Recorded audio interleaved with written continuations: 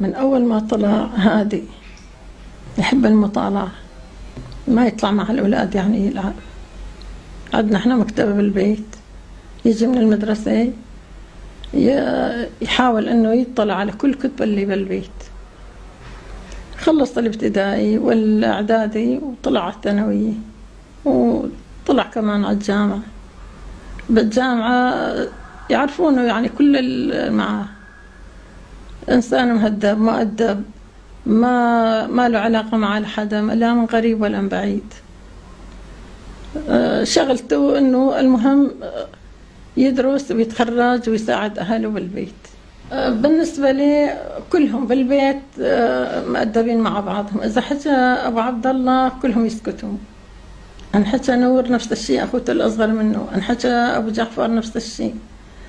يعني احترامهم لبعضهم غريب الشكل. لا يتكاونون، لا يتزاعلون، لا بالسياحة تفوت على بيتنا كأن ما عندنا شباب بالبيت. هدوء، مؤدبين، ترباية، ما يتعالقون مع حدا، ما يجيبون طاري حدا، منظم هالحياة كلها. ما يوم ازعجهم جار ولا غريب ولا جريب قبل أن يستشهد بيوم. فت أنا لعنده، هو يعني قاعد هو ونور الدين وحسام، طلع الفوق على غرفته ويقول له أنا ما صيح له، أنت صيح له. يعني ما يقدرون يصيح له لأنه أكبر منهم. قلت لهم أنا صيح له يا حسان. قال لي الله أول مرة بحياته يعني يكون مستعجل بهالشكل هذا ويكون جاهز. موعدكم 5:30. قال لي جاهز. نزل ودعني وطلع.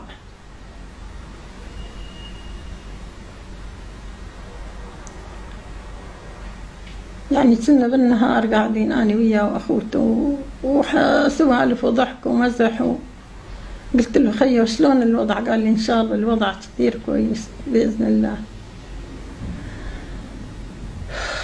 استغفر الله والحمد لله رب العالمين على كل حال. وسافر.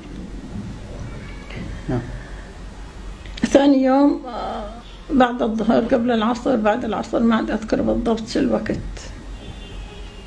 بي مرت أخوه قاعدة برا، شهقت. وقت انشهقت قلت له عم حكي حالي عم أقول حسان استشهد. اجت لعندي قال مرت عم يعطينا الجواز. قلت لها حسان استشهد؟ قالت لي لا. قلت لها معناها نور الدين؟ تقول لي لا. قلت لها أصبح 2 سوا. علام ما أدري بيه نهائيا. قلت له حسام هي من أخوتك استشهد،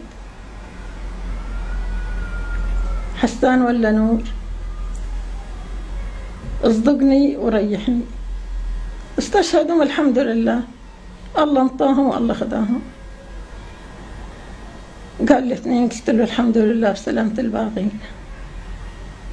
ضل تمام وضل عبد الناصر واستعبي شباب كثار. قال لي أمي ما ضل حدا. قلنا له ما ضل حدا، الله أحسن الكل. الحمد لله، لله ما عطى ولله ما أخذ.